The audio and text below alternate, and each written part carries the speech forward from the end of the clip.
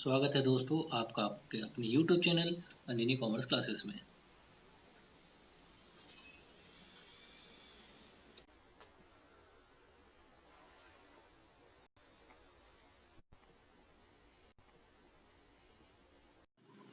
आज के हमारे इस वीडियो में हम जो टॉपिक डिस्कस करने वाले हैं वो है माइक्रो और मैक्रो इकोनॉमिक्स। इकोनॉमिक्स को समझने के लिए हमको माइक्रो और मैक्रो इकोनॉमिक्स की स्टडी करनी होगी। तो माइक्रो इकोनॉमिक्स के बारे में मैं आपको बताता हूँ। माइक्रो इकोनॉमिक्स व्यक्तिगत विचारों का अध्ययन है, जिसमें हाउस होल्ड, फर्म्स, गुड्स, उनकी प्राइस, एम्प्लॉयमेंट में मजदूरों की मजदूरी, एंटरप्रेन्योरशिप का प्रॉफिट, वस्तुओं की प्राइस कीमत। यहाँ पर हम इंडिविजुअल यूनिट्स की स्टडी करते हैं। तो जब इंडिविजुअल यूनिट की स्टडी की जाती है तो उसको माइक्रो इकोनॉमिक्स की कैटेगरी में रखा जाता है। फॉर एग्जांपल, मान लीजिए कोई पर्सन है, इंडिविजुअल पर्सन, तो उस पर्सन से रिलेटेड हमको क्या स्टडी करनी होगी, उसकी इनकम के बारे में, उस इंडिविजुअल के बारे में क्या क्या डिमांड्स की जाती हैं, उसका इकोनॉमिक बिहेवियर कैसा है, उसके द्वारा कंजम्पशन। जब हम किसी पर्टिकुलर पर्सन के बारे में बात करते हैं तो वहाँ पर माइक्रो इकोनॉमिक्स की स्टडी मानी जाती है। अगर हम बिजनेस के पॉइंट ऑफ व्यू से देखें तो यहाँ मान लीजिए कोई एक पर्टिकुलर एंटरप्रेन्योर है, हम उसके बिजनेस के बारे में बात कर रहे हैं, तो यहाँ पर हम डिस्कस करना होगा उसके द्वारा किस चीज़ का प्रोडक्शन या किस चीज़ की सर्विस प्रोवाइड की जाती है, उसके द्वारा डिमांड और supply, price of goods, employment given by industry. जब हम इन पर्टिकुलर या सिंगल यूनिट्स के बारे में बात करते हैं तो वहाँ पर माइक्रो इकोनॉमिक्स की स्टडी होती है। Microeconomics is that part of economic theory which studies the behavior of individual unit of economy. For example, individual income, individual output, price of commodity. Micro economics को हम प्राइस थ्योरी के नाम से भी जानते हैं। माइक्रो इकोनॉमिक्स की study का जो मेन टूल है वो है डिमांड और सप्लाई। माइक्रो इकोनॉमिक्स में जो आई लेटर जो स्टैंड करता है वो कहलाता है इंडिविजुअल। तो हम यहाँ पर उस एक व्यक्ति के इकोनॉमिक बिहेवियर के बारे में स्टडी करते हैं। Microeconomics is the study of individual and business decision. For example, what will be the effect on the demand made by a person when his income change? It is a study in microeconomics. जब किसी व्यक्ति की income यानी आय में परिवर्तन होता है तो उसके द्वारा डिमांड में किस तरीके से चेंजेस होंगे, यानी उसकी इनकम बढ़ने पर उसकी डिमांड में कितना इंक्रीमेंट होगा या उसकी इनकम घटने पर उसकी डिमांड कितनी डिक्रीज होगी।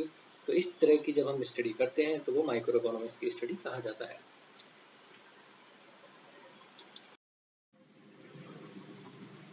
अब हम देखते हैं माइक्रो इकोनॉमिक्स के बारे में। माइक्रो इकोनॉमिक्स में हमें स्टडी करनी है यहाँ पर एक व्यक्ति या एक बिजनेस के बारे में स्टडी नहीं करनी है, हमको यहाँ पर ग्रुप ऑफ पर्सन और सारे पूरे कंट्री का जो बिजनेस है उसकी कंबाइंड स्टडी करनी है। तो यहाँ कंबाइंड स्टडी करने को माइक्रो इकोनॉमिक्स कहा जाता है। इसमें हम किस किस चीज़ को स्टडी करेंगे, यहाँ पर हमें एग्रीगेट डिमांड और एग्रीगेट सप्लाई की स्टडी करनी है। मतलब हमें यहाँ एक व्यक्ति के द्वारा की गई डिमांड या सप्लाई को नहीं समझना है, यहाँ पर हमें पूरा एग्रीगेट जितने भी ऑल ओवर कंट्री में जो डिमांड और सप्लाई हुई है उसको हमें स्टडी करना है। साथ में हमें प्राइस लेवल का क्या इफेक्ट पड़ेगा पूरी कंट्री पर, एक साथ वो स्टडी करना होता है मैक्रो इकोनॉमिक्स में। साथ ही पूरे देश की नेशनल इनकम के बारे में स्टडी की जाती है, एम्प्लॉयमेंट के बारे में स्टडी की जाती है और यूटिलाइजेशन ऑफ रिसोर्सेज के बारे में डिटेल में समझा जाता है। तो मैक्रो इकोनॉमिक्स का मतलब है बड़े स्तर पर पूरे होल लेवल पर किसी भी इकोनॉमिक एक्टिविटी को समझना मैक्रो इकोनॉमिक्स कहलाता है। मैक्रो इकोनॉमिक्स में जो भी हमारे रिसोर्सेज होते हैं वहाँ फुल एम्प्लॉयमेंट और जो हमारी इकोनॉमी है उसकी जो भी प्रोसीजर है उस पर विचार किया जाता है। हम कह सकते हैं यहाँ हमें नॉर्मल से ज़्यादा स्पेशल स्टडी करनी है, जिसमें डेवलपमेंट, एम्प्लॉयमेंट, प्राइस, मनी, इन सारी जो हमारी समस्या हैं उसकी इसमें स्टडी की जाती है। आसान शब्दों में आपको समझाने की कोशिश करता हूँ। मैक्रो इकोनॉमिक्स में किसी पर्टिकुलर चीज़ पॉइंट पर स्टडी या प्रेशर नहीं दिया जाता है, बल्कि पूरे होल ग्रुप पर स्टडी की जाती है। अब हमें यहाँ पर ये स्टडी नहीं करनी है कि एक व्यक्ति की इनकम बढ़ेगी तो क्या होगा या एक व्यक्ति की इनकम घटेगी तो क्या होगा। अब हमें यहाँ ये स्टडी करनी है कि अगर पूरे देश में जितने भी लोग हैं उनकी इनकम बढ़ती है तो क्या इफेक्ट होंगे, और पूरे देश में अगर जो लोग हैं उनकी इनकम घटती है, पर पर्सन इनकम जो घटती है उसके क्या इफेक्ट होंगे। तो यहाँ पर हमें पूरी होल स्टडी करना है किसी भी चीज़ के बारे में। के ई बोल्डिंग की मैं आपको डेफिनेशन बताता हूँ।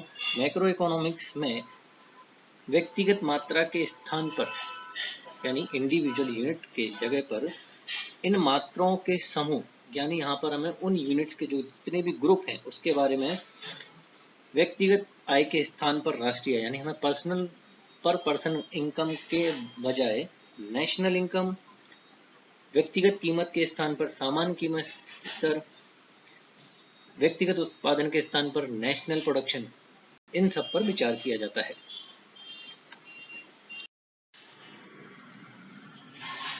Macroeconomics is that part of economy theory which study the behavior of aggregate of economy as a whole, for example national income, aggregate output and aggregate demand. Macroeconomics also known income and employment theory, इसको income और employment theory के नाम से भी जाना जाता है। इसका जो मेन टूल है वो है aggregate demand और aggregate supply। मैक्रोइकोनॉमिक्स में जो लेटर ए है वो बताता है एग्रीगेट के बारे में। इसमें पूरी इकोनॉमी को एक समान होल पूरी इकोनॉमी की स्टडी की जाती है। Macroeconomics is the study of behaviour of aggregate of economy as a whole. इस वीडियो में मैंने आपको बताया माइक्रो और मैक्रो इकोनॉमिक्स के बारे में। अगर आपको ये वीडियो पसंद आया हो तो मेरी वीडियो को लाइक करिएगा, चैनल को सब्सक्राइब करना मत भूलिएगा। आप अपना ध्यान रखिएगा। नमस्कार।